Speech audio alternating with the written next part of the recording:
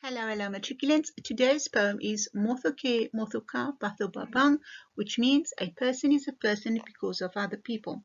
Our poet is Jeremy Cronin, a proud South African poet, author, political activist who incidentally also spent years and years in jail as a political prisoner for what he believed in, fighting the injustices of the apartheid era. Let's get into it. Looking at our title, Motho Motho Batho Babang. So the title refers to the famous Sotho belief a person is a person because of other people. And it's very similar to the African belief Ubuntu, which means I am because you are. Guys, as much as we all love our independence, it's a very healthy mindset to adopt that we do live with other people. There is a greater community, a greater world, and we all are going to interact with one another in some time of our life. So understanding that we are better people if we consider others, it would help us in our life. So in line 1, by holding my mirror out of the window I see. So line 1 highlights the fact that interpersonal contact between prisoners was not allowed, and the only way to communicate was through intermediary or a mediator. The pronouns my and I, they are spoken in the first person context, and this is to create a more vivid understanding to the reader. Line 2, clear to the end of the passage. So in line 2, you can ask yourself, is clarity possible considering the barriers to communication these prisoners were experiencing? The poet could be using clear in a colloquial or colloquial meaning in a casual way. Line 2 also tells us that the man was some distance away from the other prisoner, as was the way to isolate the prisoners. Line 3. There is a person down there, a prisoner polishing a door handle. Lines 3 and 4. There is no name given, but described as a person first and then a prisoner second.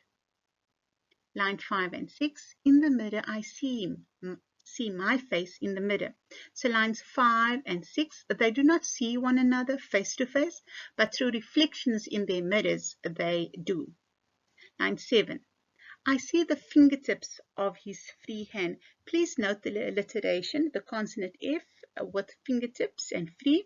And also free is quite interesting that the poet used the word free, emphasizing freedom or rather lack thereof, or as to where they find themselves. Lines 8 to 11 bunch together as if to make an object the size of a badge, which travels up to the forehead.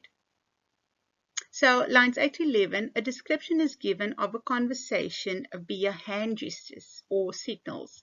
And the pictures I'm including is to show you how they would be signaling or communicating with one another.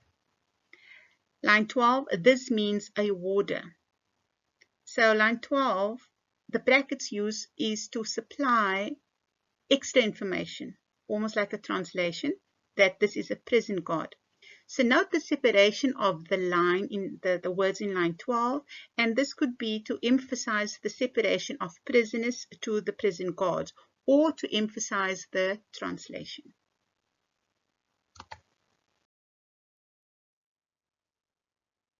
Lines 13 to 18, two fingers are extended in a V and wiggle like two antennae.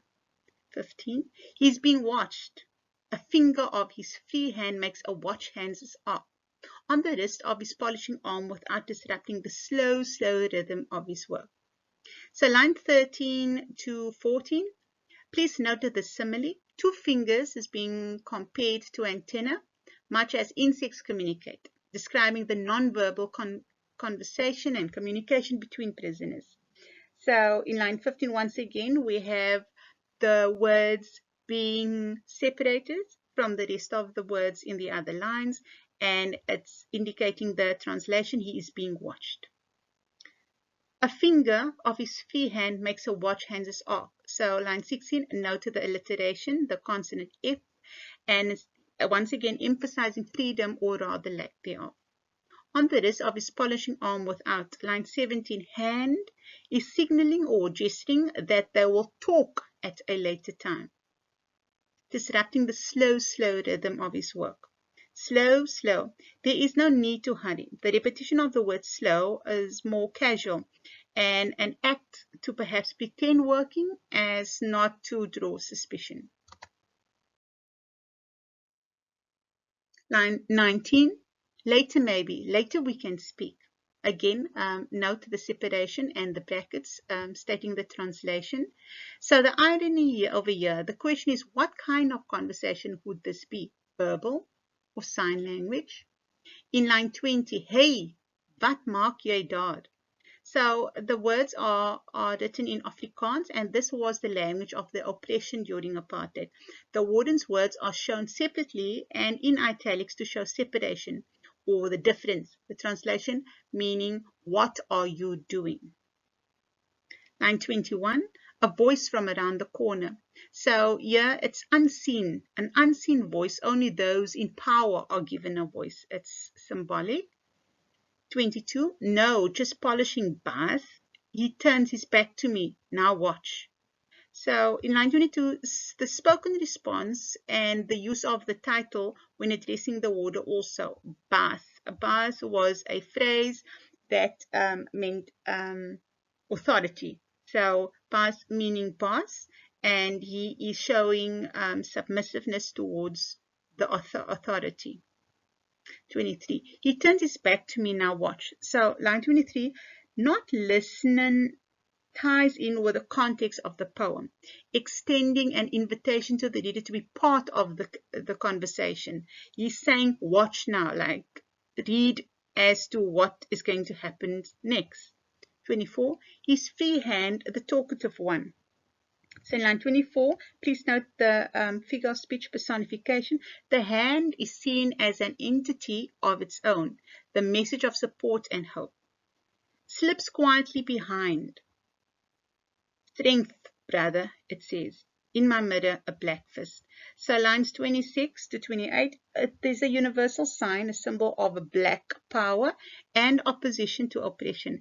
Contrast of the white poet and the black fist to emphasize the title of Ubuntu. So even though our poet is a white man, it's making reference to the black fist and showing that there is no separation when it comes to people standing together to oppose oppression. And I'm noting that it's very similar to the American uprising symbol of 2020, Black Lives Matter, the logo over here. So in summary and to recap, this is a narrative poem that tells us of an encounter between two prisoners. One is in a cell. We can presume perhaps that it may be a solitary confinement, as this was usual for the political prisoners, as this restricted the amount of contact between them and the general prison population, as well as outsiders, getting news from the outside world. The other is a prisoner who is cleaning the prison. At the time of the interaction, he is actually polishing a door handle. A warden is present, though out of sight. The prisoner in the cell is able to see what is happening by putting a mirror through the window of his cell door and watching the other man. They talk by using signs that are not noticed by the watching warder. The conversation is interrupted by the warden, who asks what is going on. Before leaving the working prisoner, he encourages the other to have strength in the situation he finds himself in. The main point of the poem is that an isolated prisoner, he has no contact with others and is ignored and dehumanized. This can be very demoralizing. By being recognized by another human, his humanity is validated, and this seemingly trivial interaction takes a very strong and different meaning. The style and diction of the poem is colloquial or casual, non-formal style. The poet uses different language to be more realistic. Themes in the poem. So as the title suggests, we can only live a truly human life if we are connected to and interacting with other humans. It is just as important to have contact with like-minded humans. The prisoners got strength and support from the fellow prisoners, and this made their terms of imprisonment much more easier and more meaningful. Any human endeavor, whether it is a political struggle or an everyday activity, is made easier and more meaningful by the support and encouragement of others.